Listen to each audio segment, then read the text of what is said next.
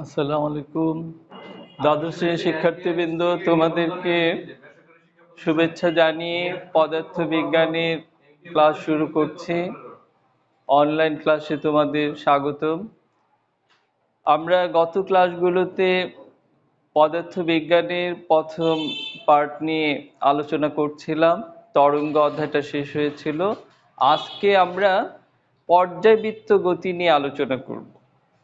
আমরা অনেক ধরনের গতি জেনেছি, রৈখিক গতি, ঘূর্ণন গতি, কৌণিক গতি, অনেক ধরনের গতি আমরা জেনেছি।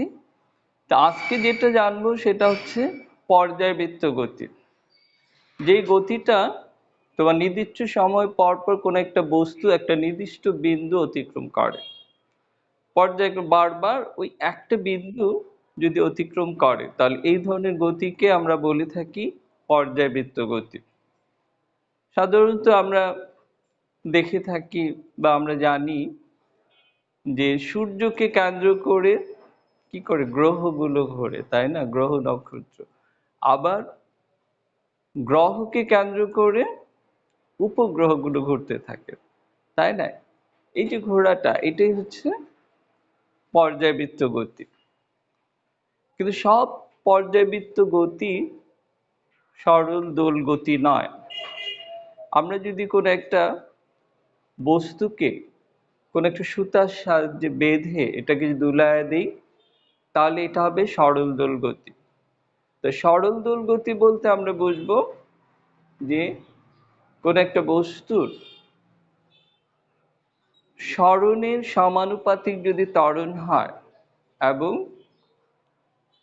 একটা নির্দিষ্ট বিন্দুগামী যদি এদের অভিমুখ হয়, তাকে আমরা সরল দোল গতি বলবো। একটা সরল দোলককে তোমরা বেঁধে একটা সুতার মধ্যে বেঁধে একটা বস্তুকে যদি ঝুলিয়ে দাও এভাবে, তাহলে কি হতে থাকবে? এটা দুলতে থাকবে, তাই না? তাহলে এই যে সরল দোল গতিটা, কোন একটা বস্তু সরল দোল গতির বৈশিষ্ট্য হচ্ছে যে কোনো একটা বস্তুকে সুতার সাথে বেঁধে যদি আমি এটা একটা নির্দিষ্ট পরিমাণ টেনে ছেড়ে দিই, তাহলে দুলতে থাকবে। তাহলে এর যে ত্বরণটা হবে, ত্বরণটা কার সমানুপাতিক? সরণের সমানুপাতিক। যদি আমি x পরিমাণ টেনে ছেড়ে দিই, তাহলে ত্বরণটা হবে কার সমানুপাতিক? সরণের সমানুপাতিক। এখানে মাইনাস একটা চিহ্ন দিয়েছি। এই মাইনাস চিহ্নের মানেই হচ্ছে যে আমি যেদিকে টানবো তার বিপরীত দিকে এটা ত্বরণ হবে। তাহলে আমরা এটাকে বলবো সরল দোল গতি। আর সব সরল দোল গতি আবার পর্যায়বৃত্ত গতি। আবার সব পর্যায়বৃত্ত গতি কিন্তু আবার সরল দোল গতি নয়। যেমন আমরা সরল দোল গতির বৈশিষ্ট্য জানি যে এর ত্বরণটা কি হবে? সরণের সমানুপাতিক এবং এটা রৈখিক গতি হবে। কিন্তু একটা গ্রহ যখন সূর্যকে কেন্দ্র করে ঘোরে, তখন কিন্তু এই শর্তগুলো মানে না। তাই আমরা সরল দোল গতি, সরল দোলকের গতিকে বলবো, কিন্তু এটা আবার পর্যায়বৃত্ত গতি। পর্যায়বৃত্ত গতির শর্তগুলো মেনে চলে, কিন্তু গ্রহের গতি এটা পর্যায়বৃত্ত গতি, এটা সরল দোল গতি নয়। এই জিনিসটা মনে রাখবে। তার কারণ হলো পর্যায়বৃত্ত গতি এবং সরল দোল গতি পার্থক্যটা যদি তোমরা বুঝতে পারো, তাহলে তোমরা এখান থেকে অনেক ধরনের প্রশ্ন আসে, সেগুলো জবাব দিতে পারবে। অনেক সময় বলে সকল সরল দোল গতি পর্যায়বৃত্ত গতি, কিন্তু সকল পর্যায়বৃত্ত গতি সরল দোল গতি নয়। তাহলে এই দুইটার পার্থক্য যদি তোমরা বুঝতে পারো, তাহলে এখান থেকে যে কোনো প্রশ্ন তোমরা উত্তর করতে পারবে। তাহলে এখন আসো আমরা এই সরল দোল গতি সম্পন্ন বস্তুর ব্যবকলনী সমীকরণ আমরা দেখব। ব্যবকলনী।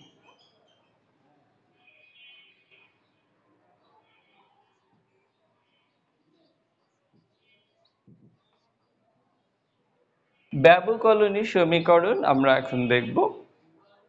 আমরা একটু আগে বলেছিলাম যে ত্বরণটা কার সমানুপাতিক, সরণের সমানুপাতিক, তাই না? তো ত্বরণ যদি সরণের সমানুপাতিক হয় তাহলে বলটাও সরণের সমানুপাতিক হবে। তাহলে বলটা কি? এম, এম এ হচ্ছে বল। আমরা গতি অধ্যায়ে পড়েছিলাম এফ সমান এম এ, এটা তোমরা জানো। তাহলে যদি আমরা ত্বরণকে সরণের সমানুপাতিক বলি তাহলে বলকেও সরণের সমানুপাতিক বলতে হবে। তাহলে এখন আমরা ত্বরণের সংজ্ঞানুসারে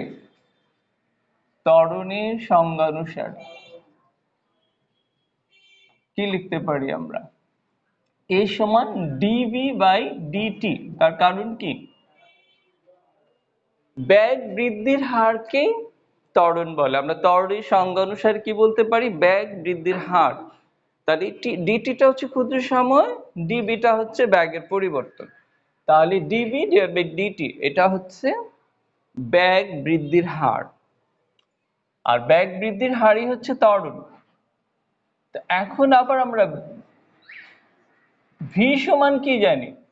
ভি বেগ একক সময়ে যে দূরত্ব অতিক্রম করে তাকে তো আমরা বেগ বলবো।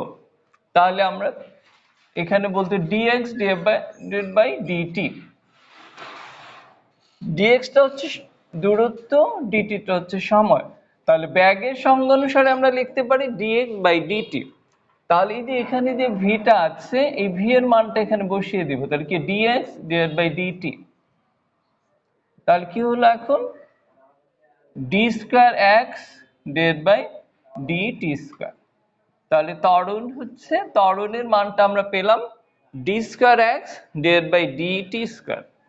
তাহলে এখানে আমরা বসিয়ে দিই এম এ, সমানুপাতিক চিহ্নটা যদি তুলে ফেলি তাহলে কি একটা সমানুপাতিক ধ্রুব দিতে হয়, তাই না? Minus k x. এখন এই ত্বরণের মানটা আমরা বসাবো d square x divide by d t square minus k x. ভালো করে খেয়াল করো, আর তোমরা খাতা কলম নিয়ে সবাই রেডি থাকো এবং বোর্ডে যা লেখা হয় সবগুলো লিখে ফেলো। তাহলে এখন আমরা m d square x divide by dt square, এটাকে যদি আমরা এই পাশে নিয়ে আসি প্লাস হয়ে যাবে মাইনাসটা কে এক্স ইকুয়াল 0।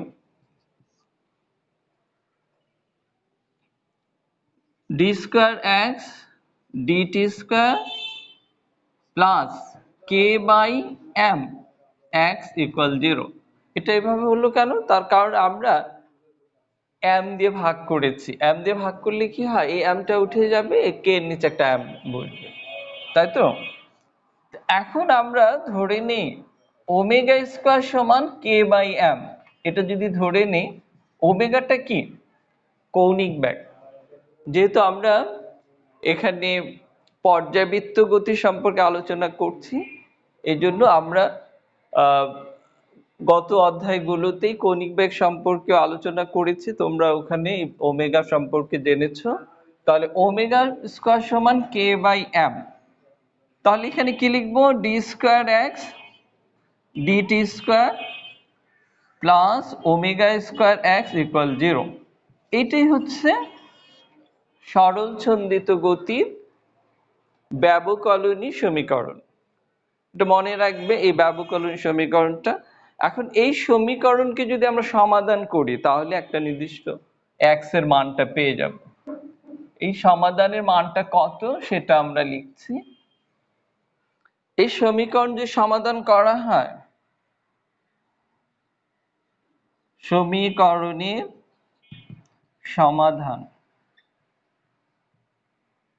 তাহলে এক্স এর মানটা বের হবে এক্স সমান এ sine omega t plus delta. এটা সরাসরি তোমরা মুখস্থ রাখবে যে এই ব্যবকলনের সমীকরণটাকে সমাধান করলে যে মানটা হয়, এটা আমরা প্রমাণ করলেও আমরা এই মানটা পাবো। তা আমরা এখন প্রমাণে যাব না, আমরা শুধু এই মানটা মনে রাখবো, কারণ এই মানটা আমাদের কাজে লাগবে।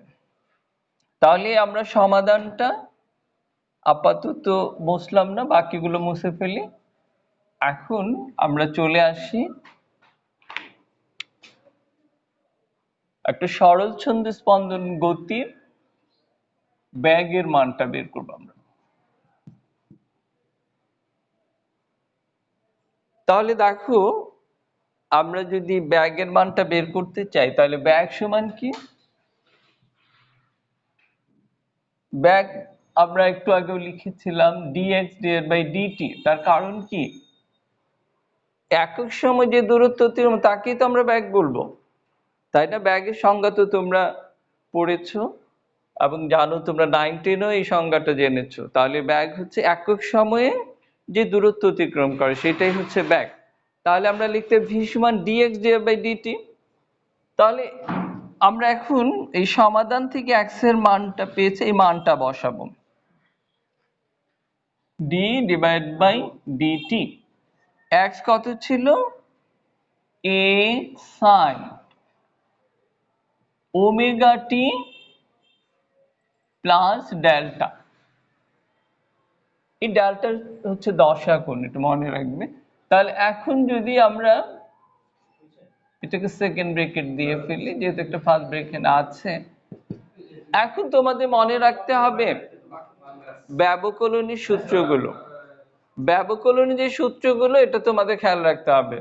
তাহলে কস এবং সাইন এদেরকে ব্যবকলন করলে কি হয়, এটা তোমরা আশা করি যেহেতু দ্বাদশ শ্রেণীতে আসছো, তোমাদের এটা জানার আর বাকি নেই।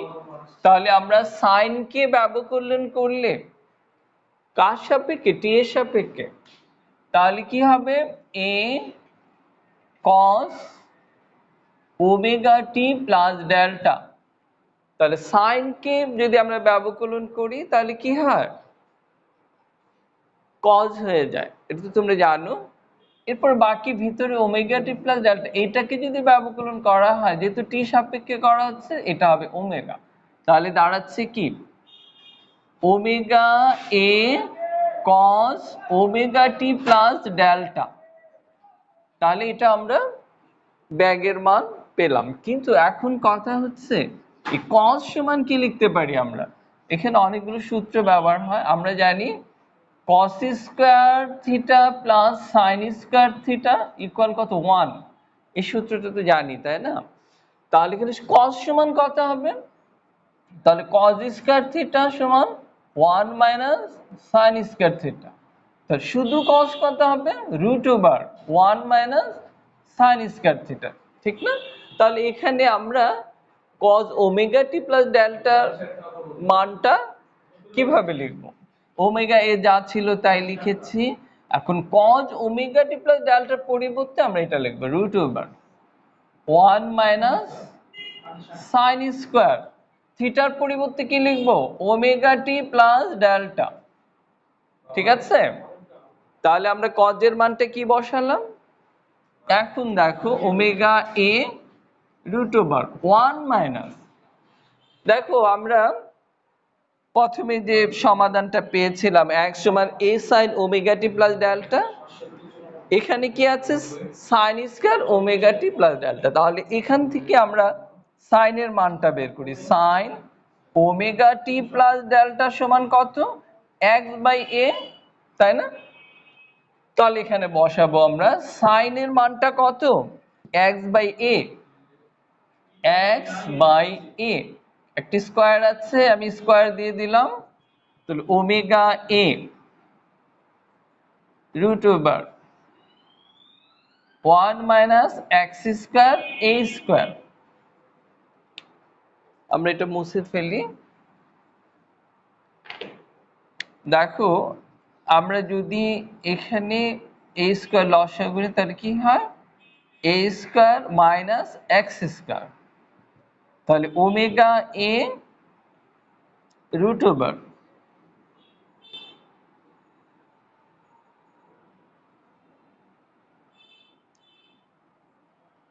আচ্ছা, a square minus x square, এই যে এখানে রুট ওভার স্কোয়ার, এটাকে যদি রুটের বাইরে নিয়ে আসি তাহলে কি হয়, রুট এবং স্কোয়ারে কাটা শুধু এ থাকবে। ভালো করে খেয়াল করে দেখো, এটা রুটের ভিতরে ছিল এ স্কোয়ার, এখন যদি রুটের বাইরে নিয়ে আসি তাহলে কি হবে, রুট আর স্কোয়ারে ক্যান্সেল হয়ে শুধু এ থাকবে, তাই না? তাহলে এখন এই এ ক্যান্সেল হয়ে যাবে, তাহলে থাকি কি এখন, omega root over a square minus x square. তাহলে আমরা পর্যাবৃত্ত গতি সম্পন্ন কোনো বস্তুর ব্যাগের মানটা আমরা পেলাম, ভি সমান omega root over a square minus x square. এখন এই ব্যাগটা কখন সর্বোচ্চ হবে সে মানটা আমরা বের করব। ব্যাগের সর্বোচ্চ মান, সর্বোচ্চ ব্যাগ কখন হবে, সর্বোচ্চ ব্যাগ, সর্বোচ্চ ব্যাগ কখন হবে, আমরা তো একটু আগে তোমাদেরকে সরল দোলক দিয়ে দেখিয়েছিলাম। দেখো, একটা সরল দোলককে আমরা নির্দিষ্ট দূরত্ব পর্যন্ত টেনে যদি ছেড়ে দেই তাহলে কি হবে, এটা দুলতে থাকবে, তাই না? তো দুলতে থাকলে তোমরা একটু বাসায় চেষ্টা করে দেখো যে কোন জায়গাটায় সর্বাধিক ব্যাগ হয়। একদম এই যে সাম্য বিন্দু, একদম মাঝামাঝি যে বিন্দুটা, এই বিন্দুতে তোমরা খেয়াল করে দেখবে যে সর্বোচ্চ ব্যাগ এখানে এসে এটার ব্যাগটা বেড়ে যায়, বেড়ে গিয়ে এই পর্যন্ত এসে আবার ব্যাগটা কমে যায়, আবার এদিকে আসতে থাকে, আবার যখন এই পজিশনে আসবে তখন এর গতি ব্যাগটা অনেক গুণ বেড়ে যায়। তাহলে ব্যাগের সর্বোচ্চ মানটা কোথায় হবে, যখন যখন এক্স ইকুয়াল 0, এক্স এর মানটা 0, তার মানে কি আমি এক্স পর্যন্ত এটাকে বিস্তার ঘটিয়েছিলাম, সরণ ঘটিয়েছিলাম, এরপরে কি হয়েছিল, ছেড়ে দেওয়ার পরে এটা দুলতে থাকলো, কিন্তু যখন এটা একদম 0 বিন্দুতে চলে আসে তখনই ব্যাগটা সর্বোচ্চ হয়ে যায়। যখন সর্বোচ্চ ব্যাগ কখন পাবো, যখন এক্স ইকুয়াল 0 হবে। তাহলে আমরা এখন এখানে মানটা বসিয়ে ফেলি, ভি ম্যাক্স, ম্যাক্সিমাম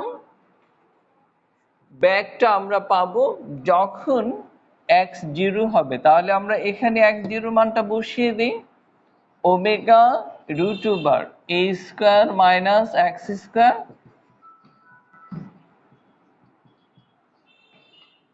তাহলে কত হয়, ওমেগা রুট স্কোয়ার, তাহলে ওমেগা এ।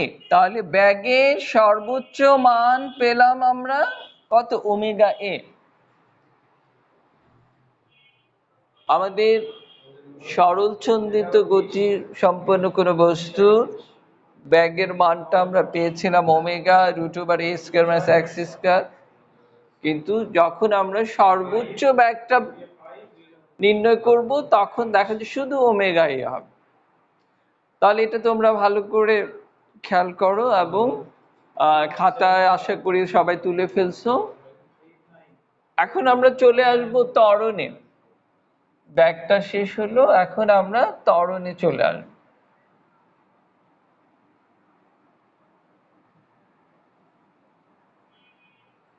ত্বরণের মানটা কত হবে, আমরা যে সমীকরণগুলো বের করছি এই সমীকরণগুলো কিন্তু তোমাদের গাণিতিক সমস্যা সমাধানের জন্য কাজে লাগবে, এই জন্য এই সমীকরণগুলো মনে রাখলে ভালো করে। এখন চলে আসি আমরা ত্বরণে, ত্বরণ কত হবে, আচ্ছা ত্বরণ আমরা জানি ত্বরণ হচ্ছে এ দ্বারা প্রকাশ করা হয়, তাই না? ত্বরণ এ সমান কি, d v divide by dx, dt হবে এক্স। তার কারণ কি, আমরা একটু আগে লিখেছিলাম ত্বরণ হচ্ছে ব্যাগ বৃদ্ধির হার, হার হচ্ছে সময়, ব্যাগ ডিবিটা হচ্ছে ব্যাগের পরিবর্তন। তাহলে ব্যাগ বৃদ্ধির হারকে আমরা কি বলবো, ত্বরণ বলবো। তাহলে বেগ বৃদ্ধির হার যদি ত্বরণ হয় তাহলে আমরা এইভাবে লিখতে পারি। এখন ডি বাই ডিটি ব্যাগের মান কত পেয়েছিলাম আমরা? এক্স ছিল এ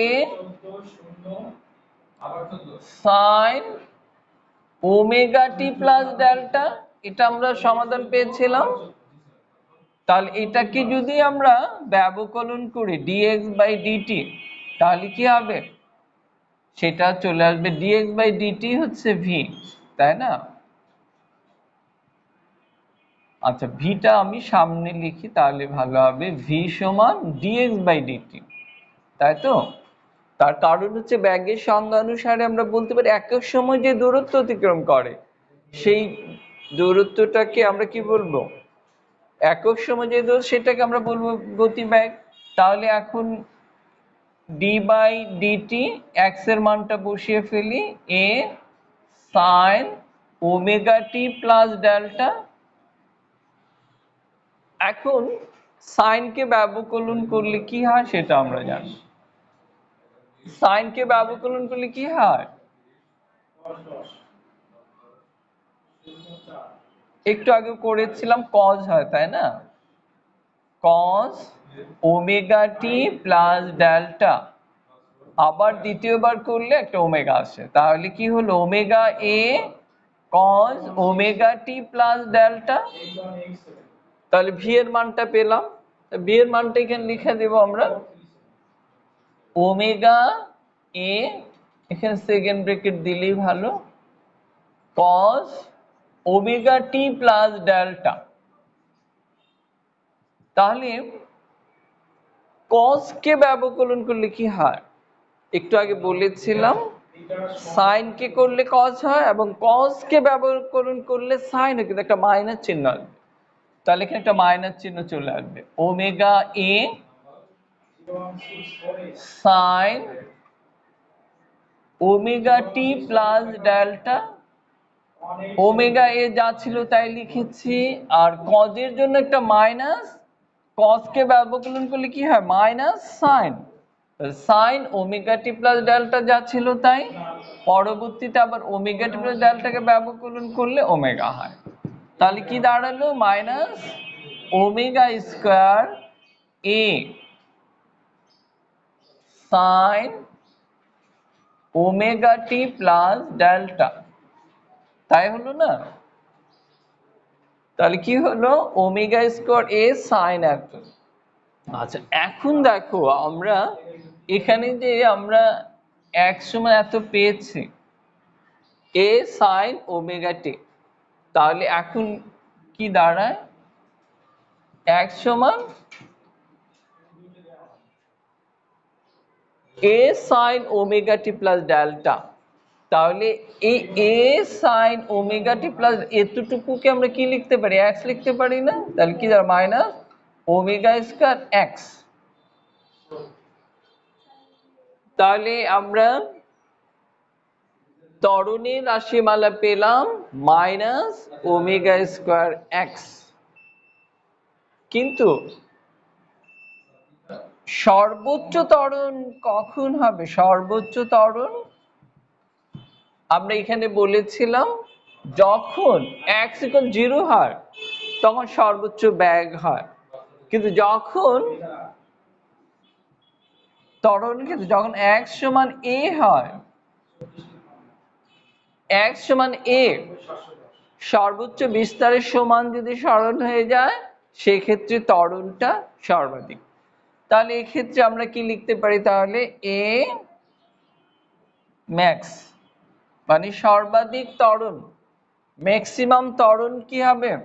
মাইনাস চিহ্ন যেটা ছিল। এখন ওমেগা স্কয়ার এক্স এর জায়গায় আমরা কি লিখব? ওমেগা স্কয়ার এ। তাহলে দেখো আমাদের সর্বোচ্চ ত্বরণ এবং সর্বোচ্চ গতিবেগ দুইটা রাশিমালা পেলাম, এখানে ওমেগা এ আর এখানে মাইনাস ওমেগা স্কয়ার এ। তাহলে এই সমীকরণগুলো তোমাদের সবসময় খেয়াল রাখতে হবে যখন আমরা এই অধ্যায়ের কোনো গাণিতিক সমস্যা নিয়ে আলোচনা করব। তখন এই জিনিসগুলো আমাদের বেশি বেশি মনে রাখতে হবে।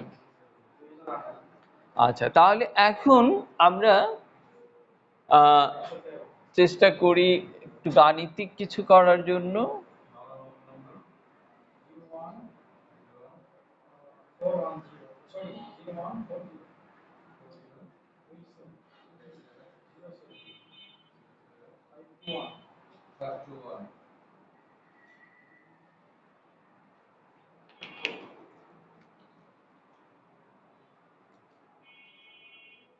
ওয়ান 1.8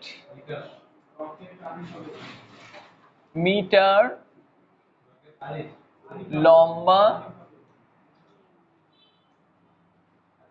সুতার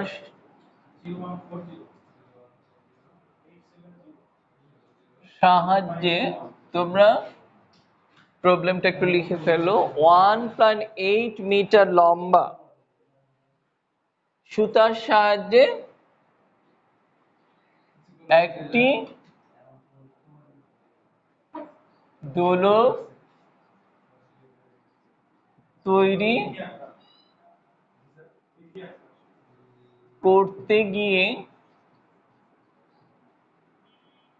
0.6 কেজি ভরের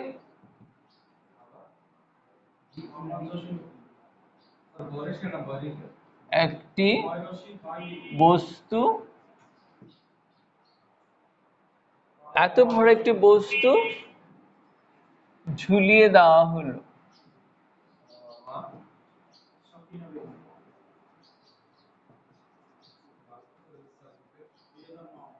তাহলে এটুকুই হচ্ছে উদ্দীপক। এত লম্বা একটা সুতার সাহায্যে একটি দোলক তৈরি করতে গিয়ে 0.6 ভরের একটি বস্তু ঝুলিয়ে দেওয়া হলো, তাহলে একটা সরল দোলক তৈরি হয়ে গেল। এখন এর প্রশ্ন হচ্ছে,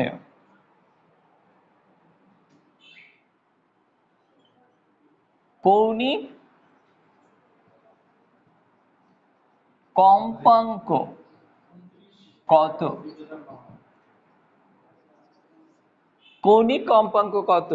এখন যদি বস্তুটাকে 1.8 মিটার একটা সুতার সাহায্যে বেঁধে যদি আমি দুলিয়ে দেই, তাহলে এর মধ্যে যে কৌণিক কম্পাঙ্কটা কত হবে সেটা বের করব। আর সর্বোচ্চ ব্যাগ, সর্বোচ্চ ব্যাগটা কত, আর ত্বরণ যদি বের করতে চাই তারপরে পারবো। এখন আমরা 1 নম্বরের উত্তরে চলে আসি। কৌণিক কম্পাঙ্ক, আমরা কৌণিক কম্পাঙ্ক সমান কি জানি? আমরা জানি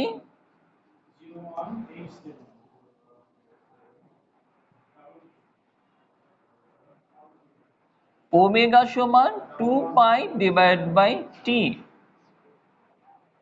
টিটা কি? টিটা হচ্ছে দোলন কাল। যেহেতু একটা সরল দোলক, সরল একটা দোলন কাল বের করা যাবে, যেহেতু দৈর্ঘ্য দেওয়া আছে, এই দৈর্ঘ্য দিয়ে আমরা দোলন কাল বের করতে পারবো। তাহলে 2π/t এটা হচ্ছে কৌণিক কম্পাঙ্কের সূত্র। এই সূত্রগুলো আমরা গতি অধ্যায়ে পড়েছি, রৈখিক গতি।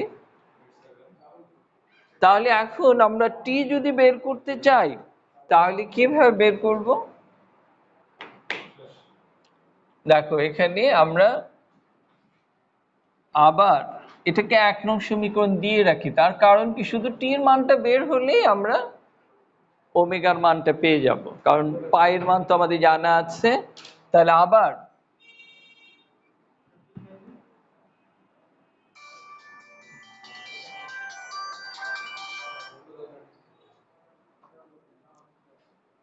এখন টি সমান 2π√L/g, এই সূত্রটা আমরা সরল দোলকের ক্ষেত্রে জানি, তাই না? টি সমান 2π√L/g, তাহলে 2π√L এল এল এর মান তো আমরা বলেছি 1.8 মিটার, জি এর মান কত 9.8 মিটার পার সেকেন্ড স্কয়ার, তাই তো? তাহলে এটা ক্যালকুলেশন করলে তোমরা একটু ক্যালকুলেশন করে দেখো, এটা একটা নির্দিষ্ট মান বের হবে, দোলন কালটা বের হয়ে যাবে। টি এর মানটা বের হলে আমরা এখানে বসিয়ে দেব। তাহলে তোমরা একটু জটপট করে ফেলো, দেখো রেজাল্টটা কত হয়। তাহলে আমাদের এই কৌণিক কম্পাঙ্কটা বের করা সহজ হয়ে যাবে।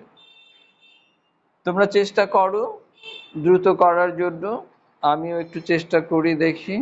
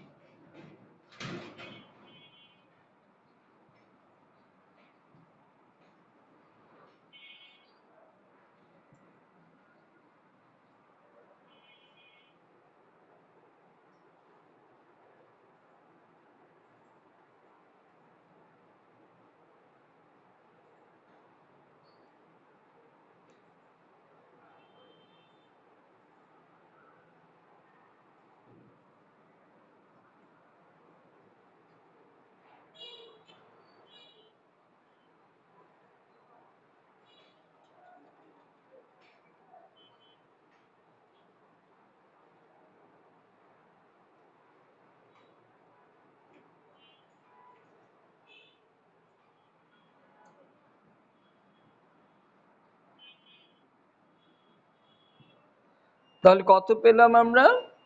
2.687 কারণ দোলনকালের এককটা কি সেকেন্ডে হবে।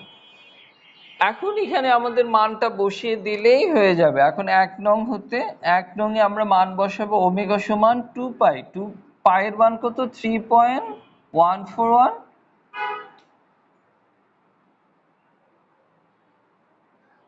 2.687 কত হয় দেখো।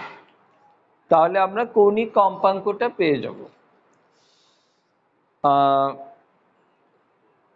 এটাকে আমরা কি করব? 2.687 দিয়ে ভাগ করব। ভাগ করলে আমাদের কৌণিক কম্পাঙ্কটা বের হয়ে যাবে। আচ্ছা, এখন যে মানটা বের হয় তোমরা করবে, করার পর এখন খ নম্বরটা একটু তোমাদের বলে দেই যে সর্বোচ্চ ব্যাগটা কত? ওমেগা সমান, সর্বোচ্চ ব্যাগকে ভি দ্বারা প্রকাশ করে, ভি সমান ওমেগা আর। ওমেগায় যে মানটা আমরা পেলাম এই মানটা বসাবো, আরটা কত হবে? এই যে এখানে যে সুতার যে দৈর্ঘ্যটা, এই সুতার দৈর্ঘ্যটাই হবে এখানে আর। মানটা বসালে আমরা সর্বোচ্চ গতিবেগ পেয়ে যাব। তাহলে তোমরা আশা করি ভালোভাবে ক্লাসটা মনোযোগ দিয়ে শুনেছো এবং বাসায় চর্চা করবে, বই পড়বে। আর তোমাদের সামনে প্রি টেস্ট পরীক্ষা, তোমরা আশা করি প্রি টেস্টের সময়সূচি পেয়েছো। ডিসেম্বরের 13 তারিখ থেকে শুরু হবে, তোমরা প্রিপারেশন নিতে থাকো। আমাদের যে সিলেবাসটা আগে দেওয়া হয়েছে ওই অনুপাতে আমরা প্রশ্ন করব। তোমরা ভালো করে বাসায় চর্চা করতে থাকো। তোমাদের সুস্বাস্থ্য কামনা করে আজকের জন্য এখানে ক্লাস সমাপ্ত করছি। আল্লাহ হাফিজ।